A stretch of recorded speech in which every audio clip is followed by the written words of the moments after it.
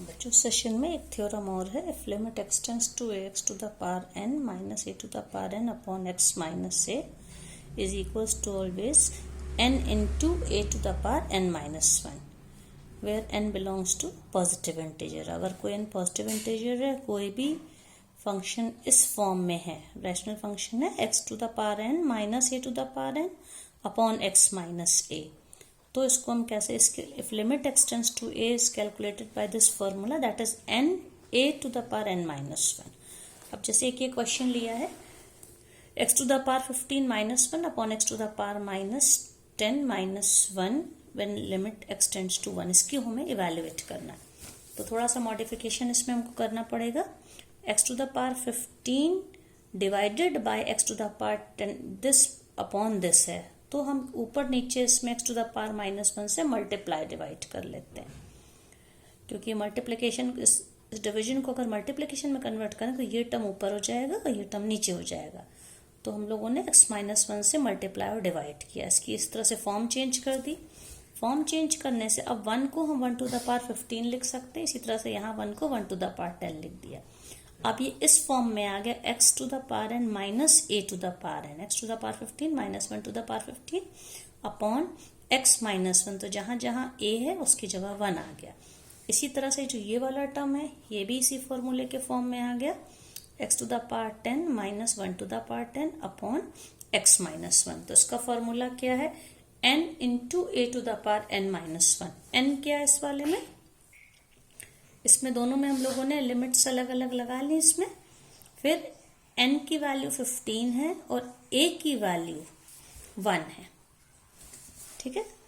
तो ये क्या हो जाएगा 15n that is 15 into a की वैल्यू क्या 1 to the power a to the power n minus 1 means 1 to the power 15 minus 1। इसी तरह से इसमें क्या हो जाएगा 10 इंटू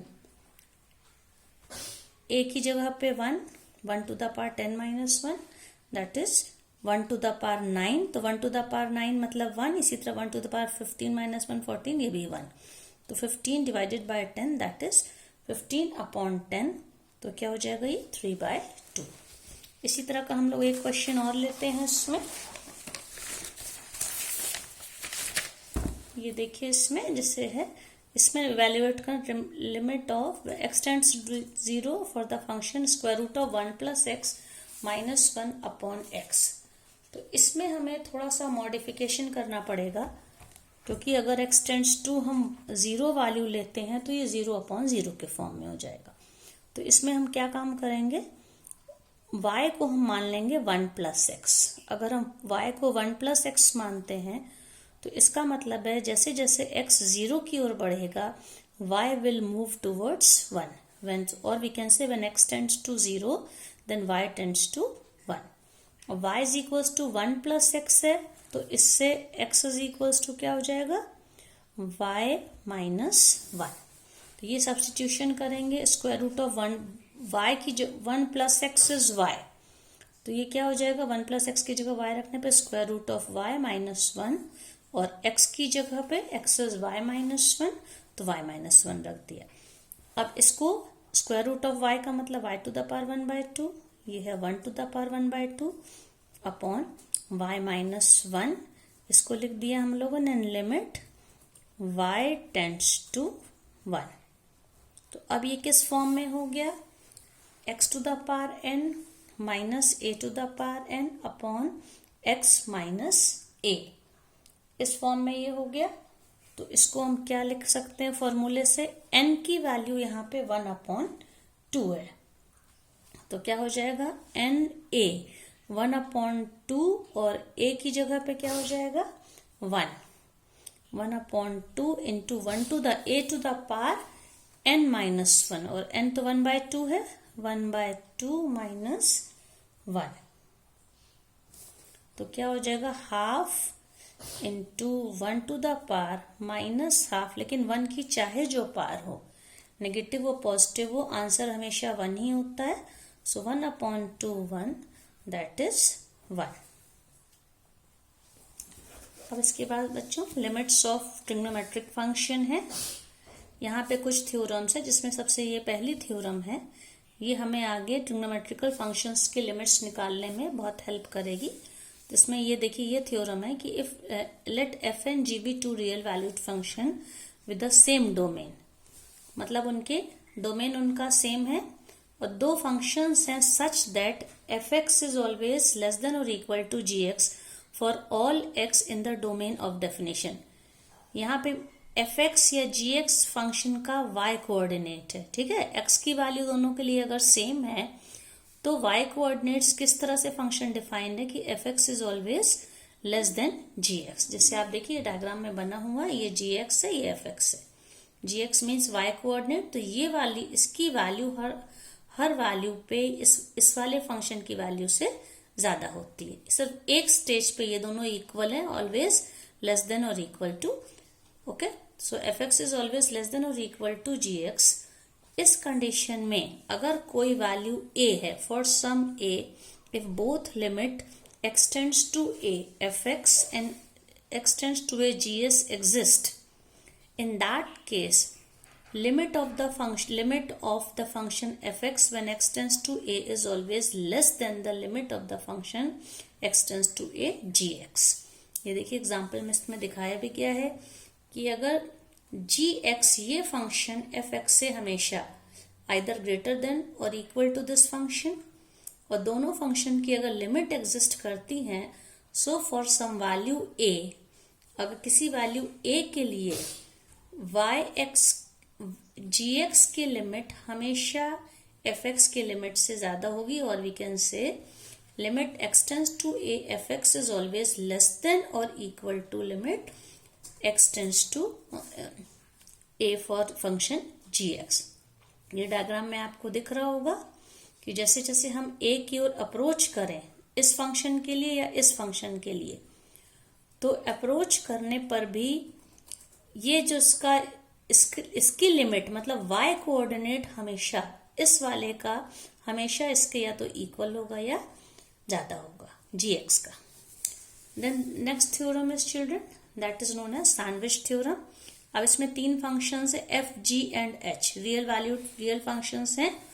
इस तरह से लिए गए हैं कि f(x) is always less than और equal to gx and gx is always less than और इक्वल टू hx। मतलब gx f(x) से और hx के बीच में, आप देखिए डायग्राम में सबसे नीचे f(x) है, okay, then gx then hx। So f(x) is always less than और equal to this function and this function is always less than और इक्वल टू दिस फंक्शन।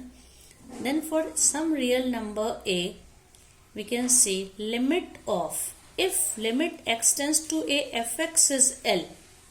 मान लीजिए किसी वैल्यू a के लिए अगर f(x) की लिमिट L है और hx सबसे ऊपर वाले की इसकी लिमिट भी L है, तो जो gx जो बीच वाला फंक्शन है उसकी लिमिट भी L होगी, because function gx is in between hx and fx। Okay, when function hx is greater than fx, greater than or equal to, okay, it means limit of this function is always L when limit of this function and this function is L. Then we have some more theorems for which first we should know that cos x. Okay, see children here. Cos x is always less than sin x upon x and this value is always less than 1 if x is between 0 and pi by 2। अगर 0 से pi by 2 के बीच का angle है तो उस angle के लिए, उस x के लिए cos x हमेशा sin x upon x से छोटा होता है and both values are always less than 1। ये एंगल देखिए when x is between 0 and pi by 2, in the same way when x is, so we can say here, now we take some example of this. Now we have two more limits here. Limit x tends to 0, sin x upon x is 1 and limit x tends to 0, 1 minus cos x upon x is equals to 0. For this, children see this examples. You can see this example, limit x tends to 0, sine 4x upon sine 2x. Okay. Now we have the formula for limit x tends to 0, sine x upon x. This is always 1. So here you can see sine 4x. तो थोड़ा सा इसमें modification हमें करना पड़ेगा.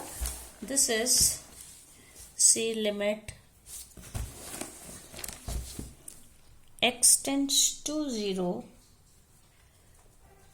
sine 4x upon sine 2x. So we can write it as limit x tends to 0, sine 4x upon, what we can write here, 4x into 4x upon sine 2x. हम लोग इसको इस तरह से लिख सकते हैं. फिर इसमें थोड़ा सा चेंज करेंगे. Limit x tends to 0, sine 4x upon 4x, and this is, इसको हम लोग मल्टीप्लीकेशन को, इनटू है ये, डिवीजन का साइन कर देंगे तो ये उल्टा हो जाएगा ये. Okay, so we can write it as divided by sine 2x upon 2x. अब ये 4x है, 4x को हम लोग ने ब्रेक कर लिया इनटू 2. ओके, अब ये कांस्टेंट फंक्शन है, हम इसको अलग से बाहर निकाल सकते हैं. तो ये बाहर आ जाएगा. तो और ये जो है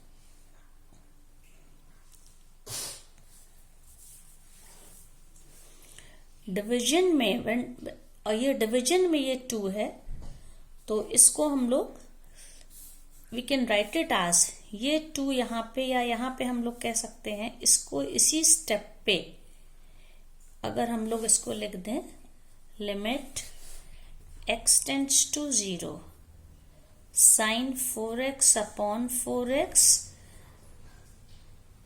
2x upon sine 2x into 2. 4x को क्या लिख दिया, इंटू 2 लिख दिया है.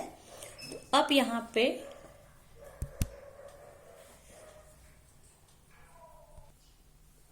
ओके, सी चिल्ड्रन, तो ये जो 2 है यहाँ, ओके, ये 2 को हम लोग आगे यहाँ पे बाहर लिख सकते हैं. So we can write it as 2 into limit x tends to 0, sine 4x upon 4x divided by limit x tends to 0, sine 2x upon 2x. Okay, तो अब ये हम लोग का फॉर्मूला हो गया. When limit x tends to 0, sin x upon x, this value is 1 divided by this value is also 1. तो ये क्या हो जाएगा, इससे ये दिस वैल्यू ओवरऑल. अब इसमें हम लोगों ने कौन सी प्रॉपर्टी को यूज किया है, when x tends to 0, 2x also tends to 0 and 4x is also tends to 0. So overall answer is 2 divided by 1, that is 2.